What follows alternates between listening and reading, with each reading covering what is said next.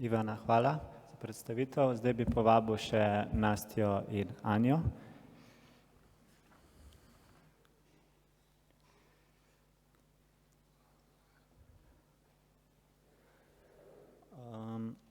Ja, in kot je v navadi, bom prvo ponudil besedo publiki. Če ima kdo kako vprašanje?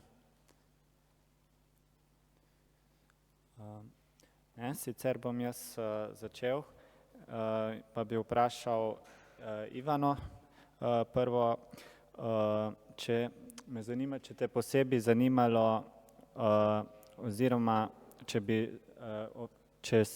znala ovrednotiti, kako je povezana institucionalizacija muzikologije na Dunaju z razvojem te vede na Slovenskem. Ok, to je nekaj, s čemer se bom šele ukvarjala, ampak razlog, zakaj se trenutno s tem ukvarjam, je zato, ker je ta dunajski prostor torej pač vplival na produkcijo vednosti v tem času, v tem prostoru, ki ga danes imamo za slovenskega. Torej pač moja doktorska dizertacija se bo ukvarjala z koncem 19. in začetkom 20. oziroma do sredine 20. stoletja z slovenskim glasboslovjem, glasbenim zgodovinopisjem in pač Dunajska univerza je bil prostor, kamor so se pač tudi zatekali številni slovenski ali pa pač tukajšnji raziskovalci. Torej, razvoj te vede je bil zelo močen, vpliv je bil z Dunaja. Ne bom tega sicer ta hip zatrdila, ker se je muzikologija institucionalizirala šele leta 1960 na Slovenskem in v tem času se je pač marsikaj zgodilo, tako da od institucionalizacije muzikologije na Dunaju do tega tukaj je pač več kot pol stoletja, tako da je težko enačiti te stvari.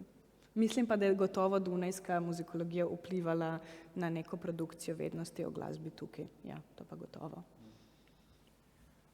Okay, zdaj pa bi še nekaj vprašal Anjo in Nastjo. Obe isto vprašanje, ker imata podoben predmet preučevanja, torej te družabni dogodki.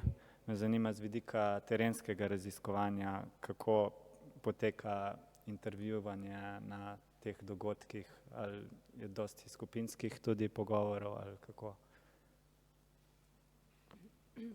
Ja, bom jaz začela. Jaz sem v bistvu večinoma hodila na plesne vaje in sem določeno obdobje hodila celo na plesne vaje petih različnih skupin in na ta njihova kosila. In ker je v bistvu priložnosti za take poglobljene pogovore je bilo bolj malo, je pa bilo veliko opazovanja z udeležbo, ne? In potem intervjuje sem imela posebej.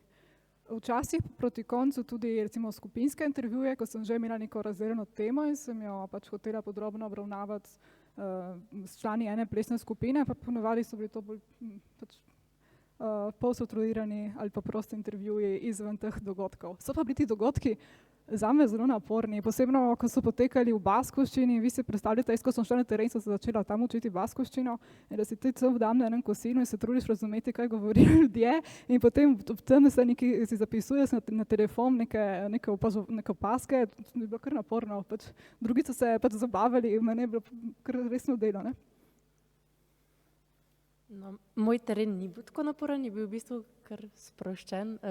Veliko veselic sem obiskala, predvsem v poletnem času.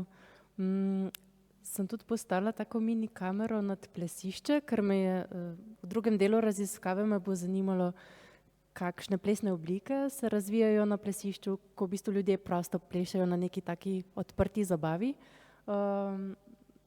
Pa pač tudi intervjujev nisem še veliko naredila. Če si predstavljate, da pač ljudje različno dojemajo tisto dogajanje, če jih vprašaš ob 8 zvečer ali pa ob 3 zjutraj, tudi ta vidik je treba razumeti.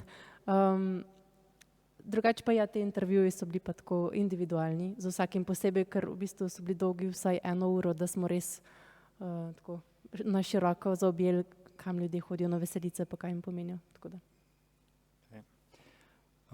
Bi morda kdo še imel kaj?